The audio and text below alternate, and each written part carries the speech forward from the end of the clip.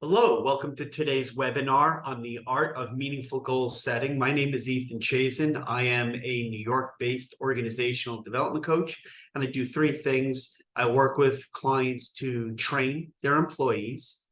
I work with them to coach their executive leadership teams.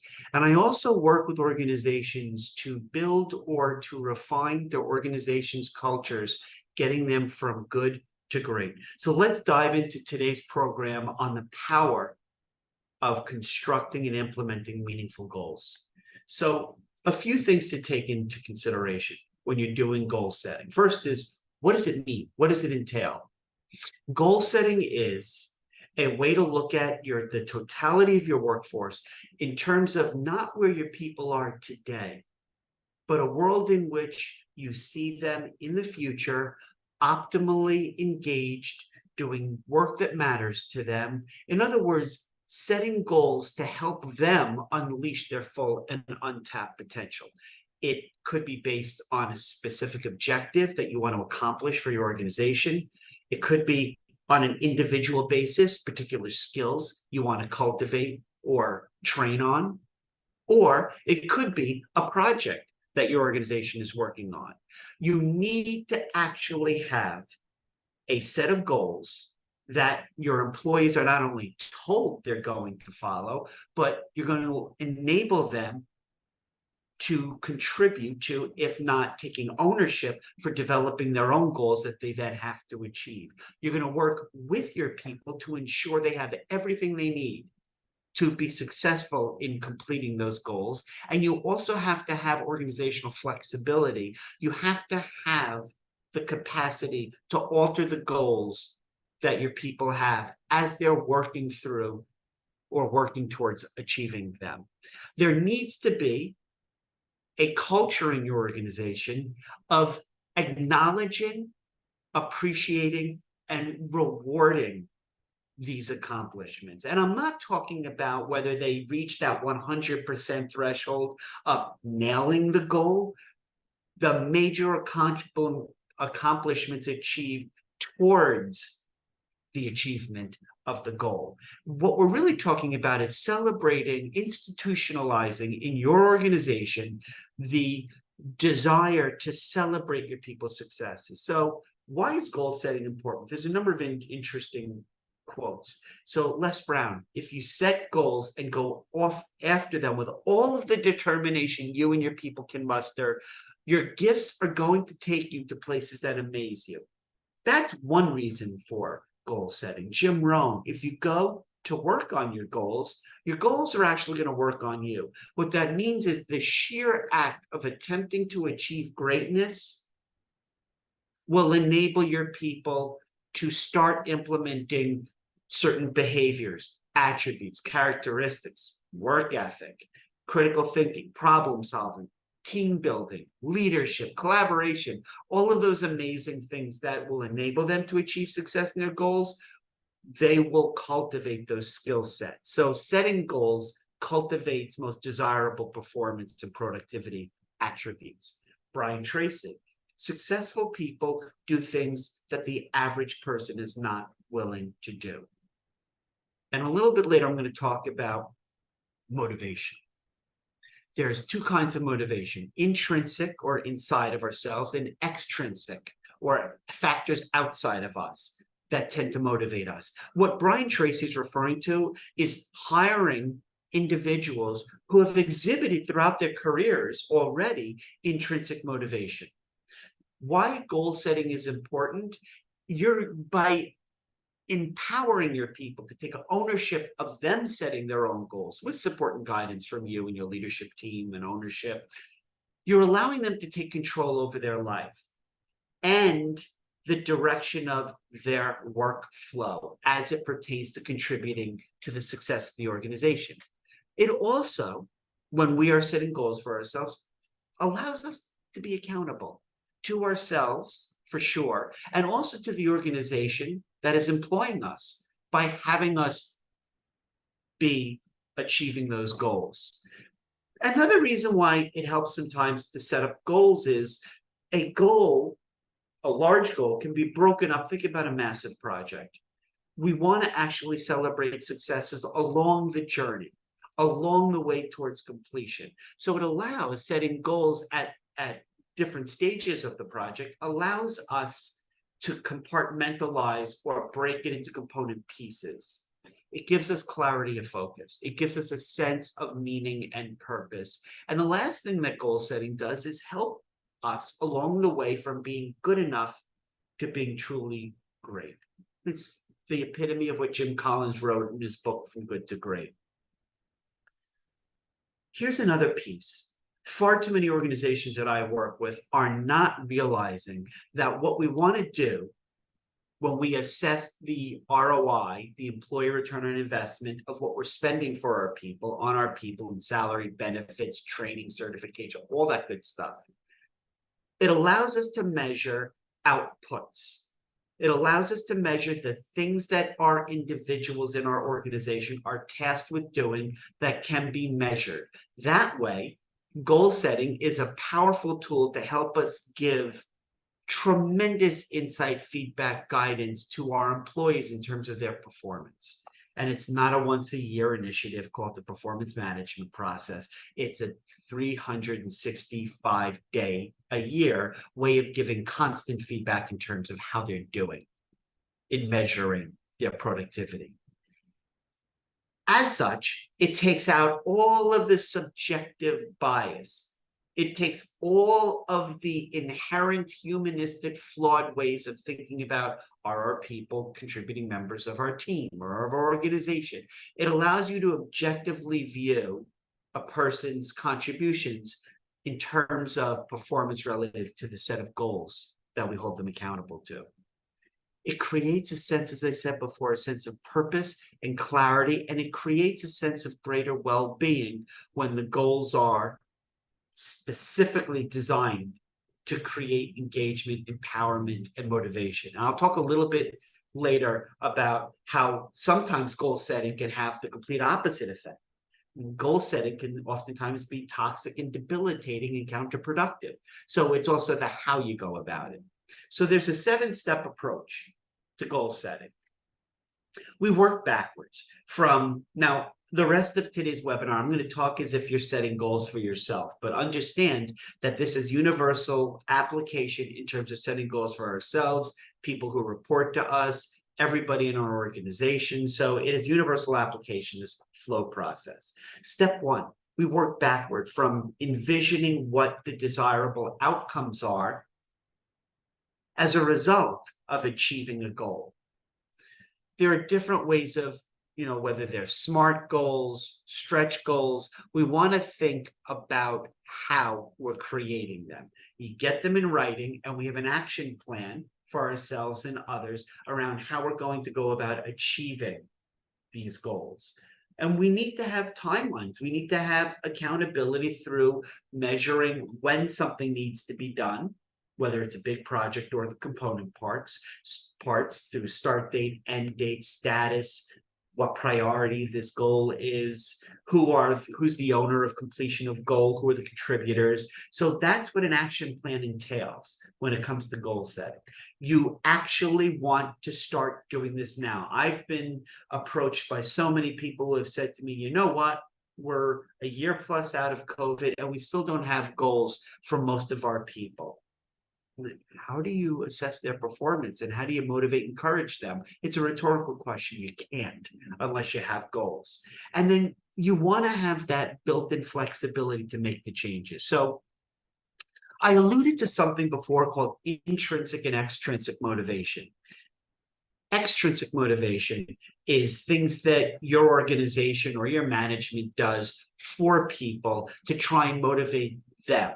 That's things like bonus potential, higher salary, if they're on an hourly basis, giving them a spike in their per hour pay. Those are the kinds of things, gift cards, paid time off vacation. Those are the kinds of things that are externally given to employees to motivate them. We know through decades of the field of psychology and performance behavior, organizational behavior, we know that extrinsic motivation works in certain circumstances. We know that it works on repetitive tasks where there's not a lot of thought process, critical thinking, problem solving. It's just rote repetition. We want to encourage these kinds of behaviors that get people to do more, create more outputs. So we're extrinsically motivating them. Intrinsic motivation is what drives us. And I am here to say that the kind of people you bring into your organization, you really want to rethink your talent acquisition, talent management process in terms of recruitment, interviewing. You want to start doing more behavioral interviewing to assess people's demonstrated track record of self-motivation. Maybe they identified the need for a new software skill and they went out and learned that, or they went online, or they're doing things to drive themselves. These are the kinds of attributes of rock stars or top talent. You want people who are intrinsically motivated, because the world is more complex than ever. It's a globally interconnected economy. We have things like supply chain issues, war on talent. We need people who are capable and willing and desirous of owning their own career and their performance. So you really want to think about your current talent acquisition strategies with a view towards less extrinsically motivated people in your organization and more intrinsically motivated. So goals, art of the stick. You know, the donkey only has two ends, the front end and the back end. The front end, the carrot, the sugar, you get to motivate to pull them forward, or you can force them, hitting them on the other side. Either way, the goal is to get the donkey to move. That's kind of a really kind of crass way to think about motivating people, but nonetheless, how are you in your organization motivating your people? Let's talk about goals, the way they've historically been done, and why so often organizations are dissatisfied with people's performance relative to goal setting. You're making a significant number of assumptions about people's workplace environment and their ability to have autonomy over their work to achieve goals. So more often than not, the clients that I work with, when I have to go in and re-architect their organizational culture around goal setting and performance and organizational structures, is this. There's an implicit assumption in goal setting that people have control over how they do their work so that they can achieve goals. Most often, people are not empowered in the first place to accomplish what you're asking them to do. And then wonder of it all, they're falling short of these arbitrarily assigned goals that other people have dictated they achieve. There's also an implicit concept at play here, which is if I don't, at a period of time, let's say a calendar year, achieve X% of a stated goal, I have quote unquote failed. What if that one goal where I've hit over 100% was something that was relatively easy for me? I didn't have to push myself. I could basically call it in, so to speak. I was not fully engaged. I performed at my own subpar ability, but I still achieved in excess of 100%. Now, conversely, what if there was a goal that was set from me that I hit 75% at the end of the year? What if, or even a lower percentage rate, but what if me getting to that fail state of 75% required me to take on tremendous initiative, forced me out of my comfort zone, pushed me as an introvert to have a lot of relationship engagement with other people, forced me to learn new skills, and I still am perceived to be a failure? So that's another issue that comes to play.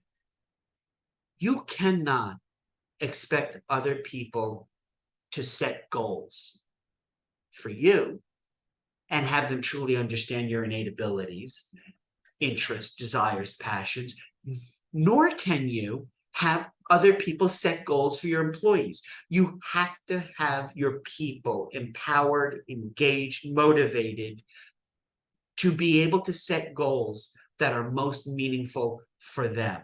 So what that means is the people who are tasked with goal completion must take ownership of that. And this requires an entirely new thought process. Most organizations that I'm working with are struggling to adapt in a post-COVID era. This means hiring people with a different set of skills. You don't want to just hire people who are technically proficient at the core roles and responsibilities of a job.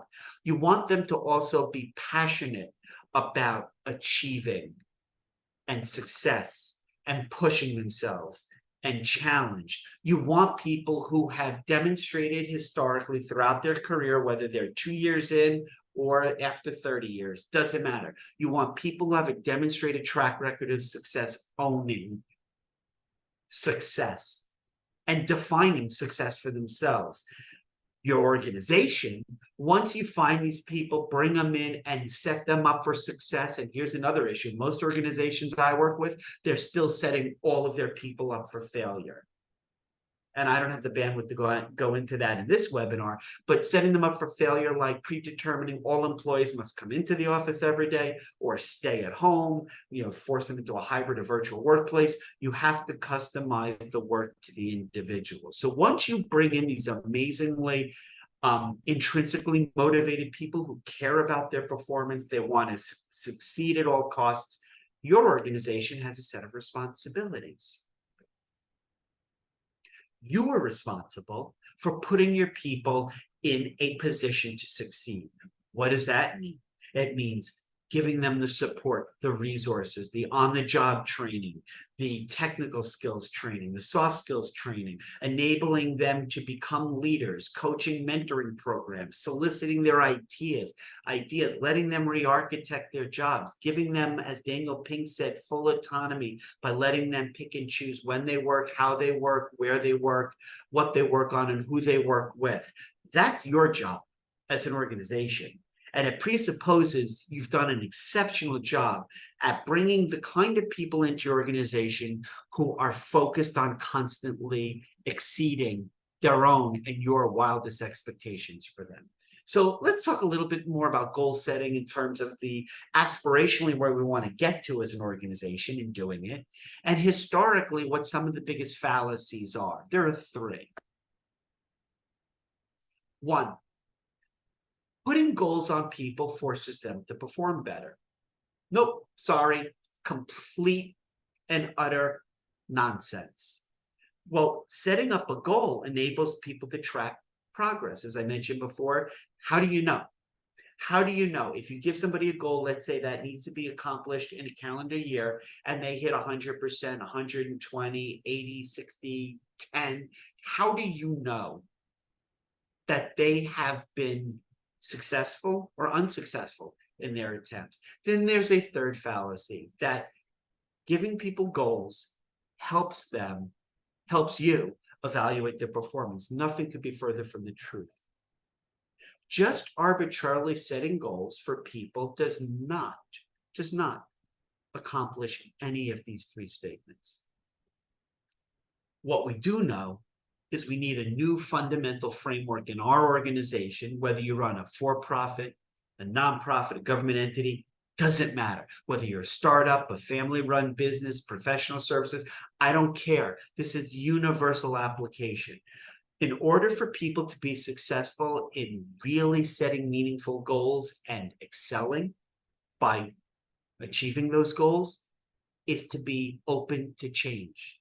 To be quote-unquote perfect is not possible as a human being, because humans are inherently fallible beings, creatures.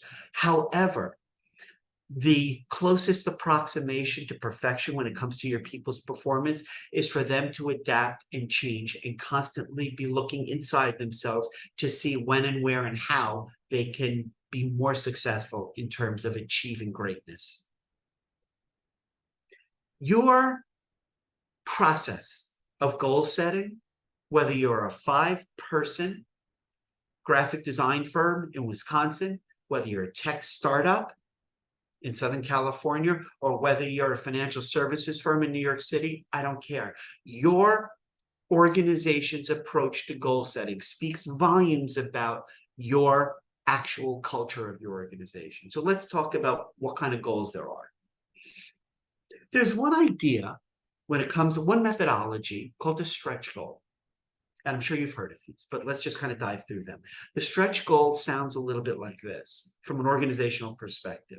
We're going to set a goal that is so tremendously high, seemingly unachievable, that even if our employee falls short of that goal, they still will have exceeded our collective, us, the organization, and then the individual, our collective wildest expectations, because the original goal was so unworldly. Shoot for the moon, even if you miss, you'll land amongst the stars. Great. But let me put a little fly in the ointment. Let me put a little bit of a damper on this. It is admirable as an organization to do this, and you have to do it in concert with letting your people set their own stretch goals. And maybe you set a few stretch goals for an individual commingled with other kind of goals. But here's what happens. If, for most individuals, the notion of setting a stretch goal, we assume it's going to motivate them to go farther. In actuality, it may have a deleterious, a harmful effect. It may accomplish the opposite, meaning it may create resentment, frustration, disappointment. It may not motivate some of your people. It may actually do the opposite. It may have them check out emotionally because they just say, this is impossible. If I work 24 hours a day, 365 days a year, I still couldn't achieve this goal. Why bother? And they check out. I have, throughout 35 years in business and industry and also in consulting, I've come to the tune of Goldilocks goals. And what is that? It's exactly what it sounds like. On an individual employee by employee basis, we set goals that are specific to the individual. Here's something that you need to know about goal setting in general and my chosen path forward of Goldilocks goals. There's an implicit assumption at play here for you to pursue Goldilocks goals. And that means the following. You have to get to know your people enough to understand just how far you can push them. You know, how intrinsically motivated are they to say, no, that's too easy. You know what, that's too hard. I know that goal at that threshold, that won't motivate me. It's got to be just hard enough. It's got to push me in a way that I can take ownership. Those are Goldilocks goals. SMARTS goals, you know, they've been around for a while. They're still the gold standard. I would say that there's a combination of SMART and Goldilocks goals, and you can also infuse a few stretch goals. But here's what a SMART goal is. It's got to be specific, meaning you have to have complete clarity for yourself if you're setting your own goals and the people you're working with to set their goals with them. It's got to be specific. It can't be subject to interpretation. All parties have to come to agreement. You have to be able to measure it. You got it. And it has to be achievable. That's kind of the thing here. The extent of how much you can achieve it, that's open to interpretation. Again, stretch versus Goldilocks. But it has to be something that they can accomplish. Because again, the whole benefit of goal setting, remember we talked about from a culture perspective, is to celebrate the wins, to acknowledge and celebrate accomplishments. So therefore, it's got to be achievable. Relevant from the perspective of that employee as a part of the team, which is a part of the business unit, which is a part of the organization. It's got to be relevant to the individual in terms of where she or he or they are today in their work, and also where you anticipate them in their career trajectory getting to in a certain period of time. Typically, it's within a calendar year, the next 2 or 5 years. And so relevant also can be tied to, from a goal setting standpoint, it can be relevant to a career action plan where you're developing that employee in terms of setting them up for maybe future consideration for a promotion, an internal advancement. So it's got to be relevant, and it has to have a timing metric. It's got to have some ability to say this goal starts here, it ends here, which is why before I said when you're working on a goal for a huge project, we may want to break that huge project down into its component parts and allocate time frames to each of those component initiatives. So you can see that a SMART goal I want to just drill down in this a little bit. We talked about SMART, measurable, attainable, relevant, and timely.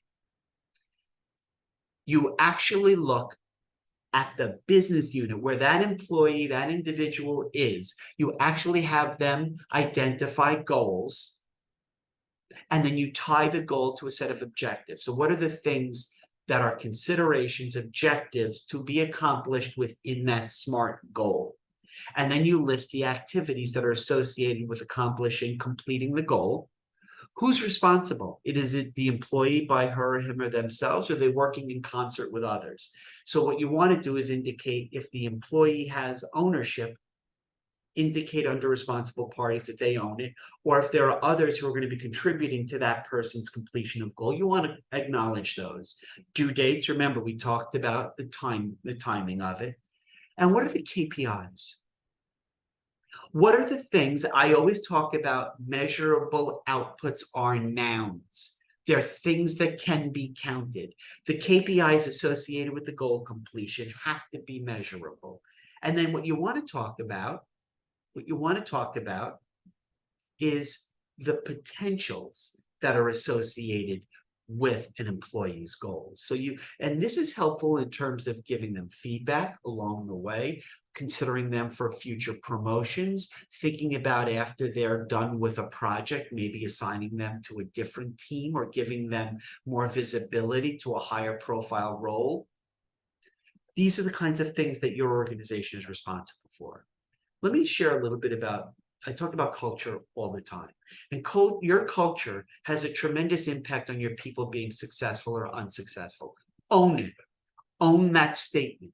Your organization's culture determines more so than your employees' willingness to be great. Your organization's culture either facilitates greatness or is a hindrance to it. And it all has to do with culture. And this is the word that drives me crazy. When an organization I'm talking to refers to their employees as assets, bull. Bull. You heard me. Bull. Your people are not assets. That's a term from accounting. Our people are our greatest asset. Well, no, your people are not assets. Simply stated, your people are your only lasting competitive advantage that differentiates or potentially can differentiate your organization from all of your other competitors. That's not an asset. An asset is something like a photocopier with limbs where you purchase it at a certain price, it depreciates at a predetermined rate until the effective life value is no longer in existence. How the hell can you say your people are assets? They're not. It is beneath, in fact, human dignity to lose our people's individuality and force them to become a part of the cog in the machine, or let's just call it what it is, your org chart. So I would like to thank you for taking time to hear me talk about the art and the science of effective goal setting. Here are my contact details. I'd love to speak with you about your own organization and how we can work together to create meaningful goals that empower your people and help them to achieve their untapped potential. Thank you so much for your time today, and I look forward to speaking with you soon. So if you see other videos on my YouTube channel, please feel free to drop a like and be sure to subscribe. Thank you.